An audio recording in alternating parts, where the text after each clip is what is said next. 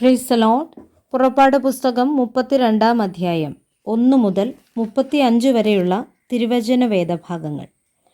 എന്നാൽ മോശ പർവ്വതത്തിൽ നിന്ന് ഇറങ്ങി വരുവാൻ താമസിക്കുന്നു എന്ന് ജനം കണ്ടപ്പോൾ ജനം അഹരോൻ്റെ അടുക്കൽ വന്നുകൂടി അവനോട്, നീ എഴുന്നേറ്റ് ഞങ്ങളുടെ മുമ്പിൽ നടക്കേണ്ടതിന് ഒരു ദൈവത്തെ ഉണ്ടാക്കിത്തരിക. ഞങ്ങളെ മിസ്രയീം ദേശത്തു നിന്നും പുറപ്പെടുവിച്ചു കൊണ്ടുവന്ന പുരുഷനായ ഈ മോശയ്ക്ക് എന്തു ഭവിച്ചു എന്ന് ഞങ്ങൾ അറിയുന്നില്ലല്ലോ എന്ന് പറഞ്ഞു. അഹരോൻ അവരോട്, നിങ്ങളുടെ ഭാര്യമാരുടെയും പുത്രന്മാരുടെയും പുത്രിമാരുടെയും കാതിലെ പൊൻകുണുക്കു പറിച്ച് എൻ്റെ അടുക്കൽ കൊണ്ടുവരുവിൻ എന്ന് പറഞ്ഞു. ജനമൊക്കെയും തങ്ങളുടെ കാതിൽ നിന്ന് പൊൻകുണുക്കു പറിച്ച് അഹരോൻ്റെ അടുക്കൽ കൊണ്ടുവന്നു. അവനത് അവരുടെ കയ്യിൽ നിന്ന് വാങ്ങി ഒരു കൊത്തുളി കൊണ്ട് ഭാഷ വരുത്തി ഒരു കാളക്കുട്ടിയെ വാർത്തുണ്ടാക്കി. അപ്പോൾ അവർ, ഇസ്രയേലേ, ഇതു നിന്നെ മിസ്രയീം ദേശത്തു നിന്ന് കൊണ്ടുവന്ന നിന്റെ ദൈവമാകുന്നു എന്ന് പറഞ്ഞു.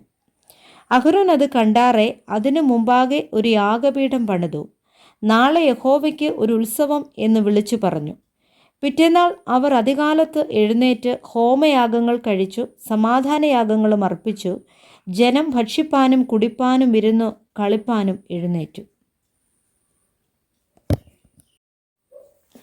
ഞാൻ നിങ്ങളുടെ സന്തതിയെ ആകാശത്തിലെ നക്ഷത്രങ്ങളെപ്പോലെ വർദ്ധിപ്പിക്കുകയും ഞാൻ അരുളി ചെയ്ത ഈ ദേശമൊക്കെയും നിങ്ങളുടെ സന്തതിക്ക് കൊടുക്കുകയും അവർ അതിനെ എന്നേക്കും അവകാശമായി പ്രാപിക്കുകയും ചെയ്യുമെന്ന് നീ നിന്നെക്കൊണ്ട് തന്നെ അവരോട് സത്യം ചെയ്തുവല്ലോ.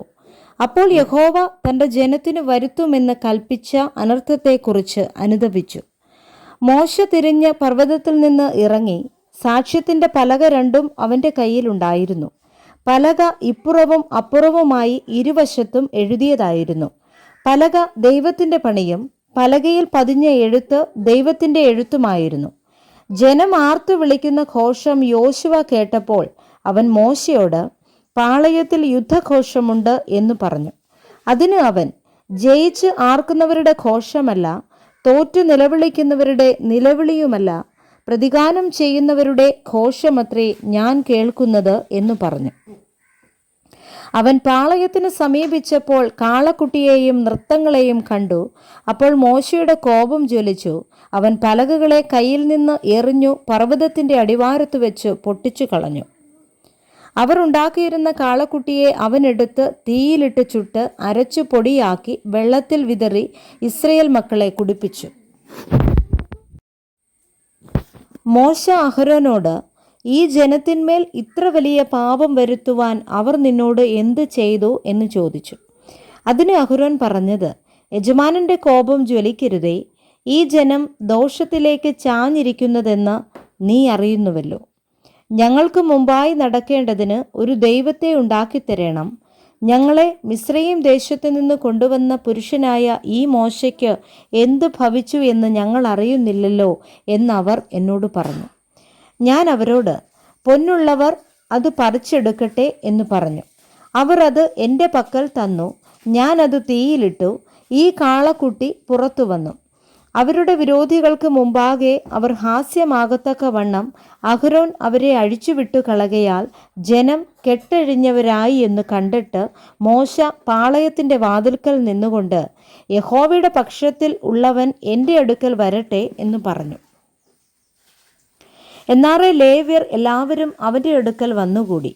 അവൻ അവരോട്, നിങ്ങൾ ഓരോരുത്തൻ താന്താൻ്റെ വാൾ അരയ്ക്കു കെട്ടി പാളയത്തിൽ കൂടി വാതിൽ തോറും കടന്ന് ഓരോരുത്തൻ താന്താൻ്റെ സഹോദരനെയും താന്താൻ്റെ സ്നേഹിതനെയും താന്താൻ്റെ കൂട്ടുകാരനെയും കൊന്നുകളവിൻ എന്നിങ്ങനെ ഇസ്രയേലിൻ്റെ ദൈവമായ യഹോവ കൽപ്പിക്കുന്നു എന്ന് പറഞ്ഞു.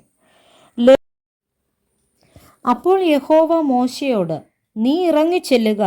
നീ മിസ്രയീം ദേശത്തു നിന്ന് കൊണ്ടുവന്ന നിന്റെ ജനം തങ്ങളെ തന്നെ വഷളാക്കിയിരിക്കുന്നു. ഞാൻ അവരോട് കൽപ്പിച്ച വഴി അവർ വേഗത്തിൽ വിട്ടുമാറി ഒരു കാളക്കുട്ടിയെ വാർത്തുണ്ടാക്കി നമസ്കരിച്ച് അതിന് യാഗം കഴിച്ചു. ഇസ്രയേലേ, ഇതു നിന്നെ മിസ്രയീം ദേശത്തു നിന്ന് കൊണ്ടുവന്ന നിന്റെ ദൈവമാകുന്നു എന്ന് പറയുന്നുവെന്ന് അരുളി ചെയ്തു. ഞാൻ ഈ ജനത്തെ നോക്കി അത് ദുശാഠ്യമുള്ള ജനമാകുന്നു എന്ന് കണ്ടു. അതുകൊണ്ട് എൻ്റെ കോപം അവർക്ക് വിരോധമായി ജ്വലിച്ച് ഞാൻ അവരെ ദഹിപ്പിക്കേണ്ടതിന് എന്നെ വിടുക. നിന്നെ ഞാൻ വലിയൊരു ജാതിയാക്കും എന്ന് യഹോവ മോശയോട് അരുളി ചെയ്തു. എന്നാൽ മോശെ തൻ്റെ ദൈവമായ യഹോവയോട് അപേക്ഷിച്ച് പറഞ്ഞത്, യഹോവേ, നീ മഹാബലം കൊണ്ടും ഭുജവീര്യം കൊണ്ടും മിസ്രയീം ദേശത്തു നിന്ന് കൊണ്ടുവന്ന നിന്റെ ജനത്തിനു വിരോധമായി നിന്റെ കോപം ജ്വലിക്കുന്നത് എന്ത്?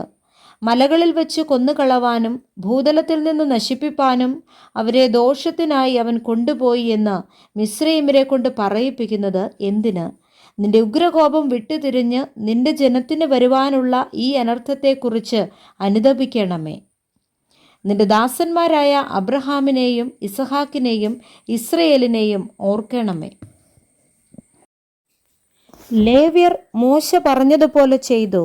അന്ന് ഏകദേശം 3000 പേർ വീണു. യഹോവ ഇന്ന് നിങ്ങൾക്ക് അനുഗ്രഹം നൽകേണ്ടതിന് നിങ്ങൾ ഇന്ന് ഓരോരുത്തൻ താന്താൻ്റെ മകനും താന്താൻ്റെ സഹോദരനും വിരോധമായി യഹോവയ്ക്ക് നിങ്ങളെ തന്നെ ഏൽപ്പിച്ചു കൊടുപ്പിനെന്ന് മോശ പറഞ്ഞു. പിറ്റന്നാൾ മോശ, നിങ്ങളൊരു മഹാപാപം ചെയ്തിരിക്കുന്നു. ഇപ്പോൾ ഞാൻ യഹോവയുടെ അടുക്കൽ കയറി ചെല്ലും. പക്ഷേ നിങ്ങളുടെ പാപത്തിനു വേണ്ടി പ്രായശ്ചിത്തം വരുത്തുവാൻ എനിക്ക് ഇടയാകും എന്ന് പറഞ്ഞു. അങ്ങനെ മോശ യഹോവയുടെ അടുക്കൽ മടങ്ങിച്ചെന്ന് പറഞ്ഞത് എന്തെന്നാൽ, അയ്യോ, ഈ ജനം മഹാപാതകം ചെയ്ത് പൊന്നുകൊണ്ട് തങ്ങൾക്ക് ഒരു ദൈവത്തെ ഉണ്ടാക്കിയിരിക്കുന്നു.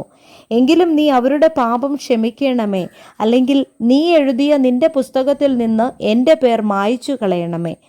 യഹോവ മോശയോട്, എന്നോട് പാപം ചെയ്തവൻ്റെ പേർ ഞാൻ എൻ്റെ പുസ്തകത്തിൽ നിന്നും മായ്ച്ചു കളയും.